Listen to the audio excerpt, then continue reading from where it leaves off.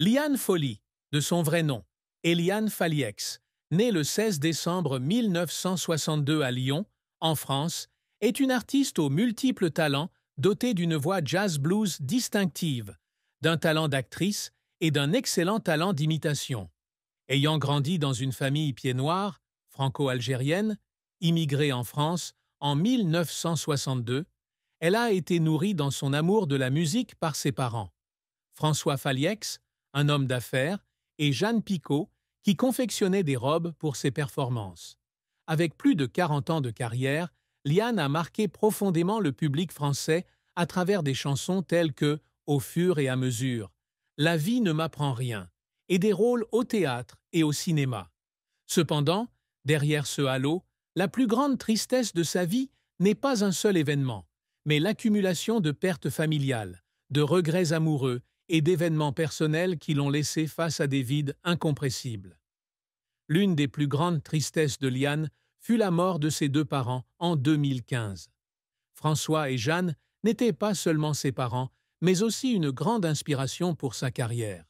François, fondateur du groupe familial Black and White, a fait monter Liane sur scène à l'âge de 12 ans, en compagnie de son frère Philippe, batterie, et de sa sœur Corinne, piano. Jeanne, avec douceur et tact, est celle qui, dans l'ombre, s'occupe de chaque tenue de sa fille. Lorsque tous deux moururent la même année, François d'une maladie cardiaque et Jeanne d'un cancer, Liane tomba dans un terrible vide spirituel. « Je les ai tous perdus d'un coup, et ce fut la pire année de ma vie », confiait-elle dans une interview à Nice Matin en 2024. « Je n'avais plus personne pour m'appeler maman ou papa. Je chantais toujours, je me produisais toujours sur scène, mais au fond de moi, une partie de moi est morte avec eux. Cette tristesse n'est pas seulement une perte personnelle, mais aussi la fin d'une époque familiale, où elle trouvait autrefois réconfort et motivation pour aller de l'avant. De plus, le terrible accident de voiture de 1993 fut un autre événement qui marqua une grande tristesse dans la vie de Liane. Elle était assise sur le siège passager d'une Porsche, sans ceinture de sécurité, et la voiture roulait à 160 km/h avant de faire 7 tonneaux. « J'ai cru que j'allais mourir », se souvient-elle lors d'une apparition dans l'émission Le Bon Dimanche en 2023. « J'ai entendu le bruit du métal qui frappait. J'ai senti mon corps être projeté. Puis tout est devenu noir. » Malgré sa survie miraculeuse, elle a souffert de graves blessures au cou et au dos, ainsi que d'un traumatisme psychologique durable. « Je n'ai pas pu conduire pendant des années après ça. Chaque fois que j'entendais un klaxon, je tremblais, a-t-elle raconté à Gala. Cet événement lui a non seulement laissé une marque physique, mais l'a également laissé vivre dans la peur de la fragilité de la vie. Une tristesse qu'elle a dû apprendre à surmonter pour poursuivre sa carrière. La plus grande tristesse de Liane concerne également les regrets dans sa vie amoureuse, notamment sa relation avec André Manoukian, son co-scénariste et partenaire pendant plus d'une décennie, 1984-1995. Bien qu'ils aient créé de superbes chansons comme The Man I Love et Rêve Orange, la relation s'est terminée dans la douleur lorsqu'André a refusé de se marier et d'avoir des enfants avec elle. Dans Vivement dimanche du 2 février 2025, elle confiait avec émotion « Je voulais épouser André. Je voulais avoir des enfants avec lui. Mais il n'a pas voulu. C'est quelque chose que je regretterai toujours. » Cette rupture n'était pas seulement la perte de l'amour, mais aussi du rêve d'une famille qu'elle ne pouvait jamais réaliser, la laissant avec une profonde blessure émotionnelle. En fin de compte, la tristesse de ne pas avoir d'enfant fait également partie intégrante de la vie de Liane. À 62 ans, elle a partagé lors du gala 2017 que même si elle ne regrettait pas sa carrière, elle se sentait toujours vide sans être mère. « J'ai choisi la musique, mais parfois je me demande ce qui se passerait si j'avais un enfant à aimer », a-t-elle déclaré. Cette tristesse devient encore plus évidente lorsqu'elle repense à ses relations passées avec André, avec Laurent Souffire, Augustin Decré ou Grégoire, qui ne lui ont jamais donné l'occasion de devenir mère. Toutes ces pertes et ces regrets, parents, accidents, amour inassouvi et rêves de maternité, se fonde dans la plus grande tristesse de Liane Folly, une tristesse qui imprègne chaque morceau qu'elle chante et chaque rôle qu'elle joue. La carrière de Liane Folly est un voyage de plus de 40 ans, depuis ses débuts en tant que chanteuse dans un groupe familial à Lyon, jusqu'à devenir l'une des artistes multitalents les plus célèbres de France.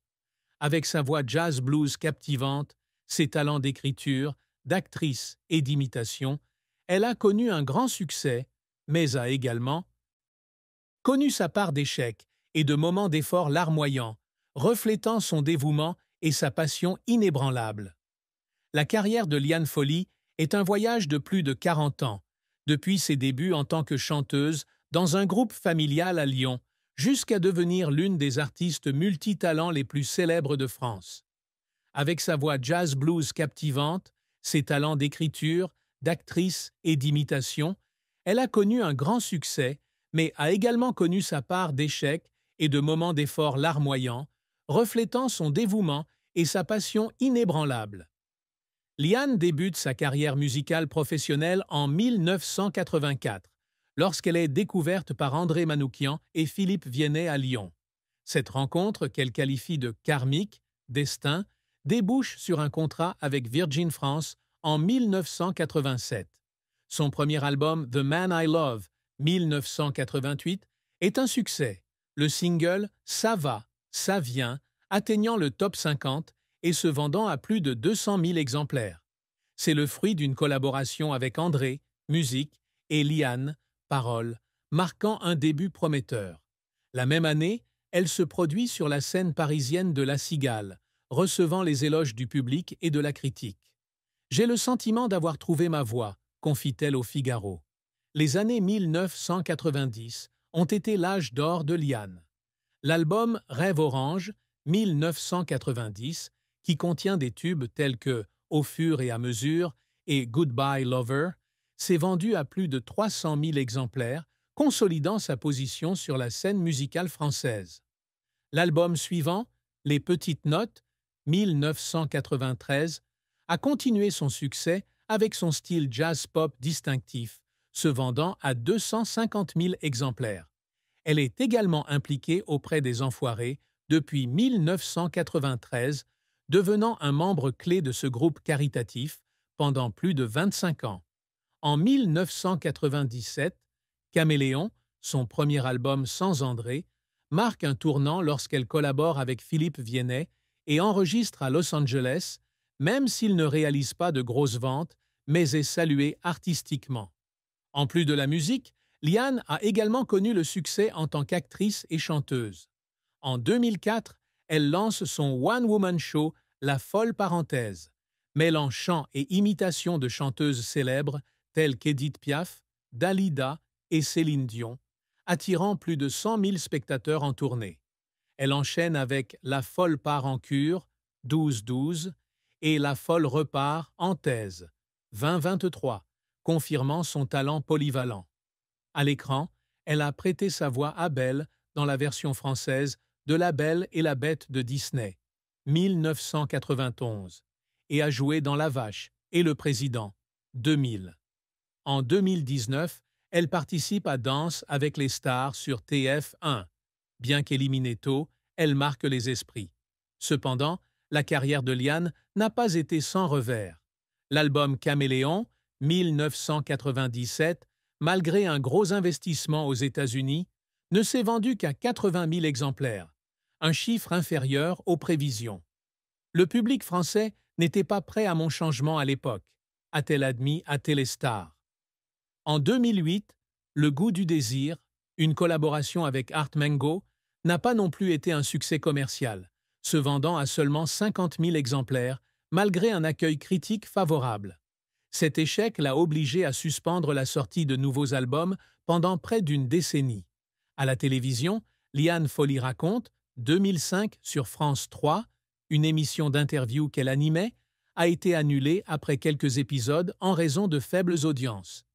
J'avais envie de tenter ma chance en tant que MC, mais je n'étais pas assez perspicace pour garder le public engagé, a-t-elle confié aux Parisiens. En 2020, quitter les Enfoirés après 27 ans de participation fut aussi une défaite spirituelle, car elle se sentait blessée par les changements dans l'organisation. « Je ne me sentais plus à ma place là-bas », a-t-elle expliqué sur Sud Radio. L'incident le plus mémorable a eu lieu lors de Masked Singer en 2020, lorsqu'elle s'est transformée en octopus, mais a été éliminée au premier tour. Bien qu'elle ait apprécié l'expérience, elle a été critiquée pour sa performance médiocre. « Je n'ai pas l'habitude de chanter dans un costume de 20 kilos », s'amuse-t-elle dans C'est à vous. Liane Folly est une artiste qui n'a pas peur du sacrifice, et ses efforts sont souvent accompagnés d'une émotion intense. Lorsqu'elle a signé pour la première fois avec Virgin, elle a pleuré en studio après l'enregistrement de « Ça va, ça vient » par peur de l'échec. « J'avais l'impression que toute la France me regardait et je ne savais pas si on m'accepterait », a-t-elle confié au Monde. Cette pression vient du désir de faire ses preuves auprès de sa famille et d'André, qui a placé une grande confiance en elle. Après l'accident de voiture de 1993, Liane a continué à se produire à l'Olympia 2 mois plus tard, malgré des douleurs physiques et mentales toujours présentes. Elle a un jour fondu en larmes dans les coulisses en chantant « Victoire », la chanson qu'elle avait composée pour l'inauguration du Stade de France en 1998, car c'est